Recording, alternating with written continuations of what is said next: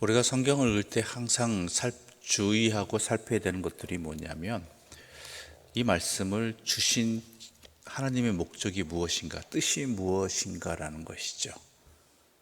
지키라고 말씀하셨을 때 왜 지키라고 했는지, 그 근본적인 정신을 놓쳐버리면 지킨다는 것 자체가, 그 말씀대로 한다는 것이 자칫 잘못하면은 하나님의 뜻과는 어긋난 결과로 이어질 수 있다는 것이죠. 그래서 항상 성경을 읽을 때 이 말씀을 하나님께서 어떤 이유로 주셨는데 그것이 이렇게 표현되었는가를 정확하게 살펴볼 이유가 있습니다. 오늘 본문의 내용도 바로 그런 내용으로 시작합니다. 즉 바리새인들이 와서 예수를 시험한다고 표현되어 있죠. 이 이야기는 그들 가운데도 이 문제로 갈등이 있었다는 얘기입니다. 그들 가운데서도. 즉 무엇이었습니까? 이혼에 관한 것이었죠. 바리새인들은 예수님에게 다가와서 어떤 경우에 아내를 버려도 좋습니까? 라고 묻습니다. 어떤 경우에 아내를 버려도 좋습니까? 우리도 조선시대에 아내에 대해서, 행동에 대해서 제약을 걸었던 것이 있었죠. 칠거제약이라는 것이. 근데 이것이 우리나라만 있었던 것이 아니라 다른 나라에서도, 서양에서도 이러한 모습이, 중동에서도 있고 유럽에서도 있었던 모습이었습니다. 어떤 이유라고 번역한 이 원문을 직역하면 어떠한 죄목으로, 근데 이 죄목이라는 것이 참 말도 안 되는 얘기죠. 왜냐하면은 여러분 생각해 보십시오. 이때 당시, 예수님 당시에 이혼에 대해서 결정할 수 있는 그 권리를 누가 갖고 있었겠습니까? 남편이겠습니까? 아내이겠습니까? 아내가 남편에게 당신 이러이러한 것 잘못했으니까 나랑 이혼해요 라고 이야기할 수 있는 애초에 권한이 없다라는 것이죠. 왜냐하면 그래서는 살 수가 없거든요. 경제권이 당시 여자에게는 하나도 없던 시대 아닙니까? 그러니까 결혼하기 전에는 아버지의 관할 하에서, 보호 아래서 살아야 되고, 경제권 하에서, 결혼한 뒤에는 남편의 경제권 하에서 살아야 되는 것이 당시 여자들의 현실이었죠. 즉 이 바리새인들이 묻는 것은 주로 남자 입장에서 아내가 무엇을 잘못하면 이혼해도 됩니까? 라는 것이었죠. 그러니까 모세도 이혼을 허락했다라는 것입니다. 그렇다면 구체적으로 어떤 제목이 과연 이혼이 되는 것이냐고 바리새인들 간에도 갈등이 있는 거예요. 이런 사람은 이것이다, 저런 사람은 저것이다. 그래서 예수님에게 질문한 겁니다. 어떤 것이 맞습니까? 어떤 제목이면은 여자의 아내에게 이혼을 선고해도 됩니까? 그래서 예수님께서 이렇게 말씀하시죠. 4절부터 6절까지의 말씀 함께 읽어볼까요? 4절부터 6절입니다. 함께 읽겠습니다. 예수께서 대답하여 이르시되 사람을 지으신 이가 본래 그들을 남자와 여자로 지으시고 말씀하시기를 그러므로 사람이 그 부모를 떠나서 아내에게 합하여 그 둘이 한 몸이 될지니라 하신 것을 읽지 못하였느냐. 그런즉 이제 둘이 아니요 한 몸이니 그러므로 하나님이 짝지어 주신 것을 사람이 나누지 못할지니라 하시니. 결혼을 창조하신 이는 누구십니까? 하나님이시라는 거예요. 하나님이시죠. 그런데 하나님이 나누어질 것을 생각하셔서 결혼하라고 이야기하셨겠느냐라는 것이죠. 그렇잖아요. 여러분도 그렇잖아요. 상식적으로 생각해서 여러분이 결혼할 때 이거 하면은 이혼해야지라고 생각하시면서 결혼하십니까? 아니잖아요. 하나님이 결혼을 창조하시면서 이 결혼이 갈라질 것을, 이혼할 것을 생각하시면서 하신 것이 아니다라는 것이죠. 결혼에 대해서 예수님께서는 결혼의 의미를 분명하게 말씀하고 계시죠. 또 우리에게 익숙한 부부간의 관계의 용어가 있습니다. 그것은 뭐냐면 서로 돕는 배필이라는 것이죠. 그 얘기는 뭐예요? 서로 돕는다는 것은 서로 부족하다는 얘기거든요. 남자건 여자건 남편이건 아내건 서로 부족하다는 것입니다. 그러다 보니까 여러분 결혼 생활 해보셔야 아시겠지만 같이 살다 보면 내 눈에 밟히는 거 있고 마음에 안 드는 게 다 있단 말이에요. 남자에게만 있겠어요? 여자에게도 있고. 그렇죠? 또 항상 좋은 것 아니잖아요. 전에는 안 보이던 것이 나중에 보이는 경우도 있고요. 그것에 대해서 내 눈에 그것이 부족하다고 그 사람이 나와의 관계가 옳지 않다고 여기는 것은 말이 안 된다는, 근본부터 사람은 서로 도와야지만 조금이나마 제대로 살 수 있는 존재인데, 그것이 남자 입장에서 아내가 부족하다고, 여자 입장에서 남편이 이렇게 부족하다고, 이것 때문에 이혼한다는 것은 하나님 뜻과는 맞지 않는다는, 서로 보이면 도우라는 것이죠. 보이면 도우라는 것. 즉 예수님께서 말씀하시는 것은 결혼이라는 것이 이혼을 전제로서 이야기한다는 것은, 이혼에 대해서 하나님께서 허락하셨다는 건 말이 안 된다, 이 얘기죠. 서로 도와야 되는 것이고, 누가 어떤 죄목이라고 이야기하지만 여기서 말하는 것이 어떤 죄목이겠습니까? 남자 입장에서 보기 자기 마음에 안 든다, 이 얘기예요. 자기 생각과 다르다라는 것이에요. 더 나가서 뭐예요? 다른 좋은 사람이 생겼다라는 것이죠. 그러니까 이 이유 저 이유 붙여서 내보내잖아요. 이혼하잖아요. 남자는 여자는 할 것 없이. 당신은 거의 남자들이 하는 행동이었죠. 그래서 어떻게 결혼에 대해서 이야기하면서, 결혼 생활하면서 이혼에 대해서 그것을 합리화할 수 있겠느냐라고 이야기하는 것이죠. 그러자 바리새인들이 이야기합니다. 그럼 왜 모세는 이혼 증서를 줘서 내보내라고 했습니까? 그렇지 않습니까? 이혼이 안 된다면 그런 말조차 하지 말아야지요. 그렇죠? 이혼 증서라는 것을 얘기해서 그것을 왜 허락했느냐라는 것이죠. 거기에 대해서 예수님은 이렇게 얘기하십니다. 8절 말씀, 8절과 9절 말씀 함께 읽읍시다. 8절과 9절입니다.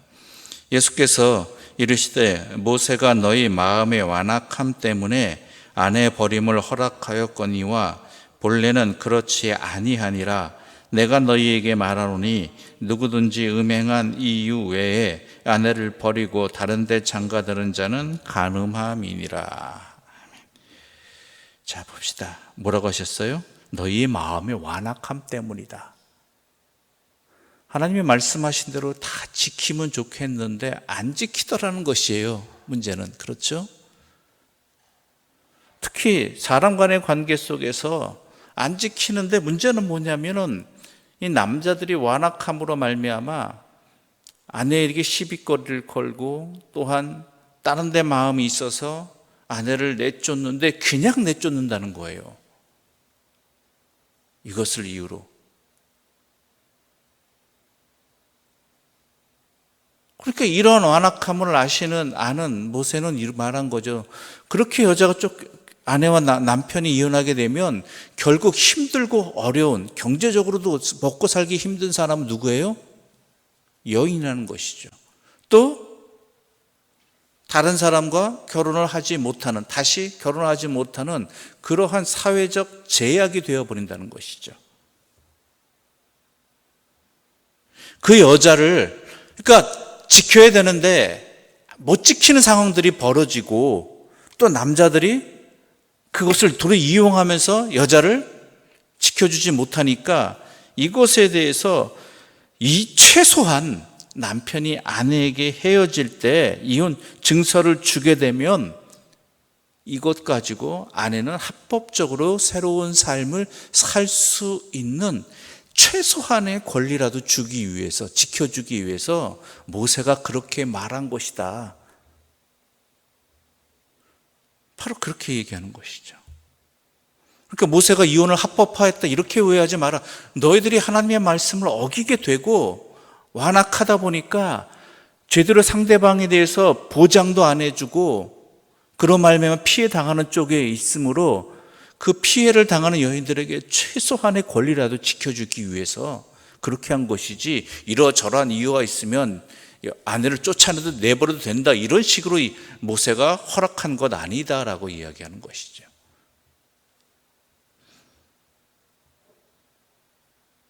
본래는 그렇지 아니하다라는 것은 이혼하지 말라는 이야기입니다. 해서는 안 된다는 것입니다. 다만 당시로서 이혼할 수 있는 이유가 한 가지 있습니다. 바로 음행을 했을 때라는 것이죠. 음행을 했을 때. 이미 그건 결혼관계가 깨진 거잖아요. 그렇죠? 그것은 다른 이성에게 자기의 마음이 팔렸다는 것은 몸이 가 있다는 것은 이미 그 관계가 깨진 것입니다.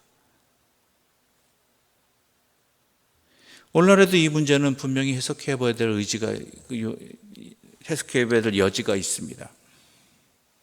과연 우리가 결혼에 대해서 오늘날 많은 것들이 이혼 사유가 되는 현실입니다. 이혼의 때도 전에는 젊었을 때였다면 요즘은 나이 들어서도 벌어지는 일들이 있지요.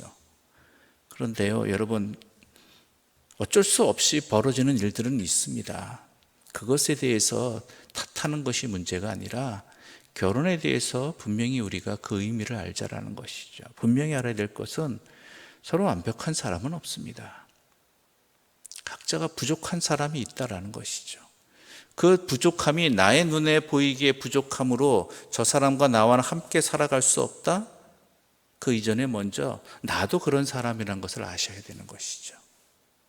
그래서 서로 도우라는 것입니다. 하지만 그럼에도 불구하고 깨어질 상황이 벌어진다면 안 깨어져야 되는 것이죠. 그럴 때는 상대방에 대해서 서로 존중하고 인정하고 또한 새로운 삶을 살아갈 수 있는 여건을 서로가 최선을 다해서 허락해 나가야 된다는 것이죠.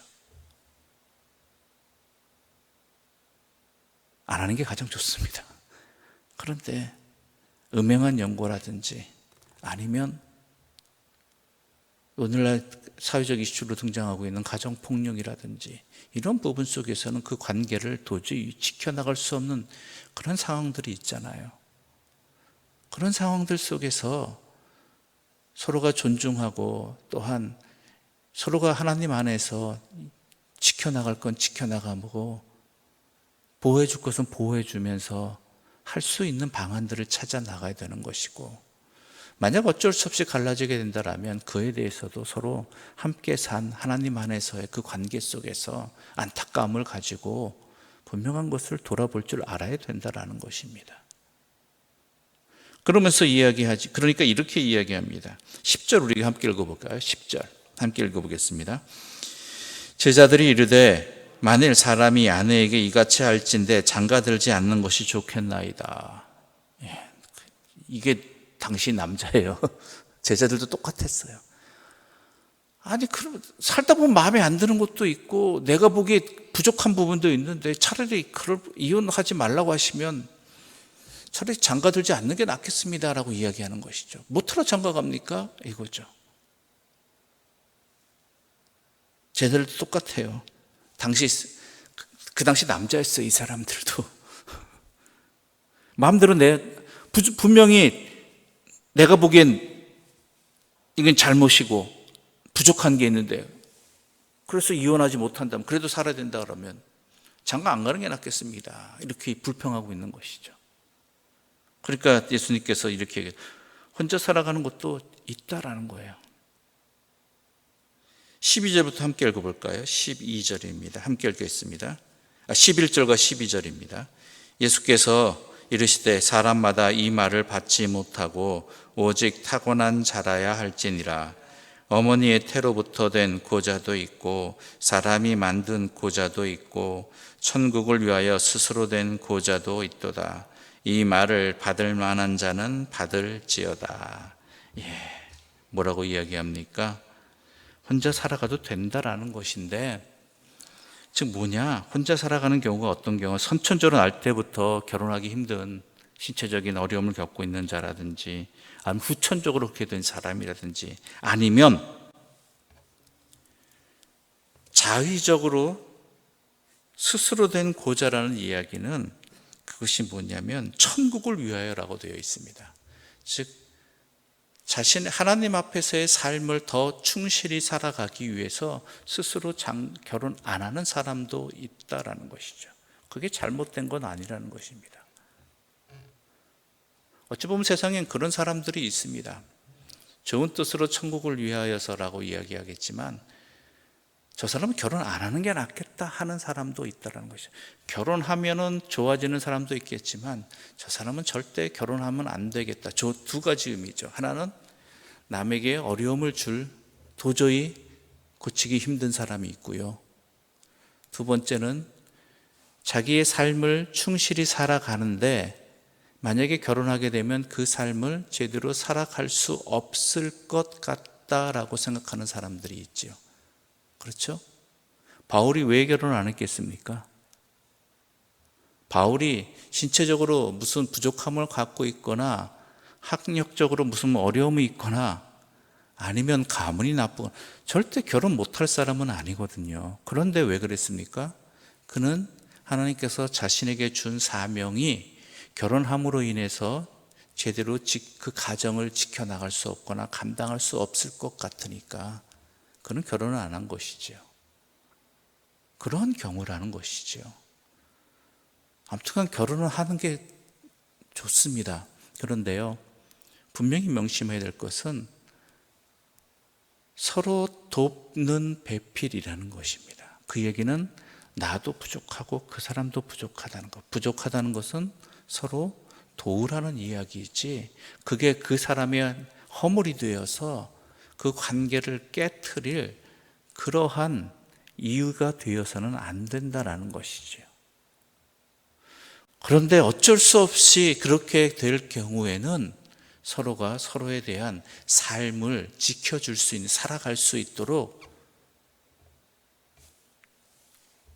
최소한의, 아니 최대한이면 가장 좋겠죠. 적절한 배려와 나눔이 있어야 된다라는 이야기인 것입니다. 하나님은 결코 우리를 그냥 내버려 두시는 분이 아닙니다. 말씀을 하셨지만 그 말씀대로 살아가면 가장 좋지만 그렇지 못한 경우도 대비해 주시는 분이라는 것이라 이것이 하나님의 사랑인 것입니다. 오늘날 가정의 문제는 매우 심각합니다. 그런데 그 이유가 오늘 본문에 나타난 이스라엘 남자들의 이유와 같은 경우가 많다라는 것이죠. 대표적인 표현이 뭐가 있습니까? 성격 차이. 사람이 성격이 같은 사람이 다 어디 있습니까? 그렇죠? 똑같은 말을 하더라도 서로 다른 이해를 가지는 경우도 많은 게 사람인데 그 다름을 마치 상대방의 허물로만 보고 나도 그렇다라는 그런 존재라는 것을 깨닫지 못하고 그것이 상대방과 헤어지는 이유가 되어버리는 현실의 모습이 우리는 참으로 안타까워하고 또한 하나님께 기도해야 될 내용들인 것입니다. 명심하십시오. 하나님께서 우리에게 결혼을 허락해 주신 것은 부족한 우리들이 함께 서로 도우면서 이 땅을 하나님의 백성으로 섭렵하여 살도록 허락해 주신 아름다운 관계인 것입니다. 그것을 서로 지키기 위해서 서로 이해하고 서로 돕고 또한 자신에 대해서 제대로 돌아보고 하는 일들이 그 가정 내에서 그 관계에서 충만하게 있어야 되고 또한 평생 있어야 되는 일들입니다. 왜냐하면 사람은 잘 안 고쳐져요. 계속 마음에 품다 보면 괜히 사람이 미워지고 또한 관계가 이 결혼이라는 관계가 부부라는 관계가 도리어 상처와 아픔의 결과로만 이어지게 된다는 것입니다. 오늘 우리의 현실이 이런 안타까운 현실이 되었다라는 것이 어찌 보면 이 하나님의 우리에게 결혼을 허락하심, 남녀가 하나가 되게 하신 그 본뜻을 잃어버리고 단지 나 좋은 대로 지금 내 느낌대로만 나만 살피기 때문에 나타난 모습이 아닌가 싶습니다. 결혼은 하나님 안에서의 관계입니다. 그래서 나의 사랑만 가지고는 안 되는 것이고, 내 사랑은 언제든지 식고 변하기 마련이거든요. 지치기 마련이고. 하나님 안에서 서로를 바라볼 수 있을 때 그 관계는 제대로 이어질 수 있는 것이지요.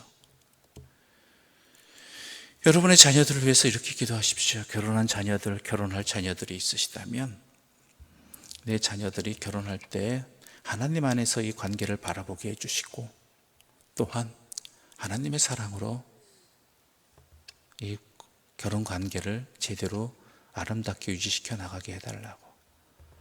혹여 또 이러한 일이 있습니다.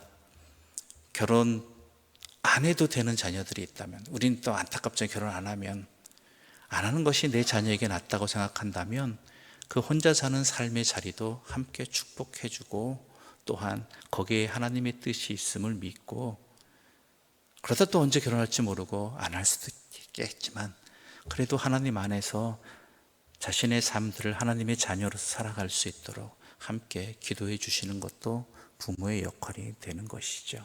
그러기 위해서는 부모가 또한 자녀들에게 하나님 안에서의 본을 보이는 그러한 신앙의 자리도, 가정의 모습도 함께 있어야 할 것입니다. 기도드리겠습니다. 하나님 아버지, 감사합니다. 오늘 이 말씀을 통해서 우리의 가정을, 또한 부부의 관계를 돌아보게 해주시니 감사합니다. 우리는 서로가 부족한 관계입니다. 각자가 혼자 이 세상을 살아가기가 어렵기 때문에 하나님께서 서로 도우라고, 그래서 서로 도우면서 하나님의 백성다운 그 기쁨을 누리라고 관계 속에 축복을 허락해 주셨습니다.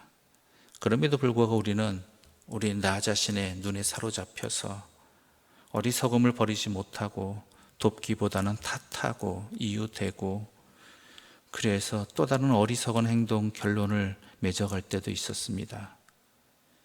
그래 오늘날 가정은 그 본래의 모습과 목적을 지키기 어려워지고 도리어 상처만 남게 되는 안타까운 관계들이 되어버린 경우도 있었습니다. 이런 상황 속에서 주께서 이 말씀을 주셨사오니 이 말씀에 비추어서 우리의 부부와 가정의 관계를 돌아보게 해주시고 서로 헤아릴 수 있게 하여 주시옵소서.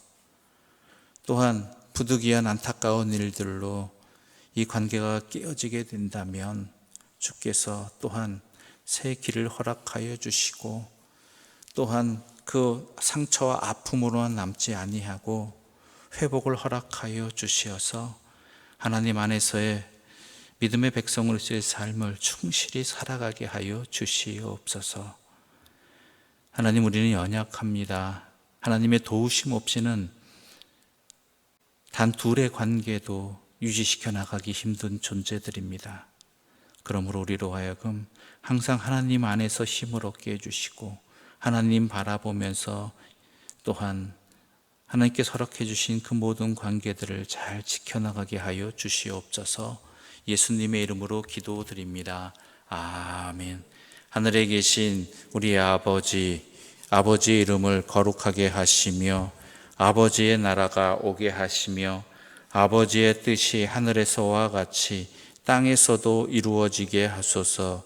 오늘 우리에게 일용할 양식을 주시고 우리가 우리에게 잘못한 사람을 용서하여 준 것 같이 우리 죄를 용서하여 주시고 우리를 시험에 빠지지 않게 하시고 악에서 구하소서. 나라와 권능과 영광이 영원히 아버지의 것입니다. 아멘.